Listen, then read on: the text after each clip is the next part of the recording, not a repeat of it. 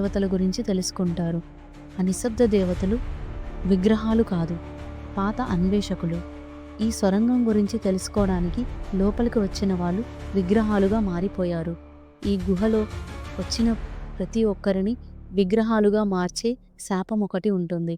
ఇది తెలుసుకున్న బృంద సభ్యులు బయటికి వెళ్ళే మార్గాన్ని వెతుకుతూ ఉంటారు. కానీ గుహ వారిని వదలకుండా ఎక్కడెక్కడికో దారిని మళ్లిస్తూ ఉంటుంది. అయితే డాక్టర్ ఎవెలిన్ అలా గుహ లోపలికి వెళ్తూ ఒక పెద్ద గదికి చేరుకుంటుంది. అక్కడ ఒక పెద్ద నల్లటి విగ్రహం ఉంటుంది. అది ఒక్క మాట కూడా మాట్లాడలేదు. కానీ ఒక నిశ్శబ్దమైన భయం ఆ గదిని కమ్మేసింది. చుట్టూ పురాతన కళాఖండాలు, గ్రంథాలు ఉన్నాయి. అలానే గోడలపై ప్రాచీన భాషలలో కొన్ని లిపులు కూడా ఉంటాయి.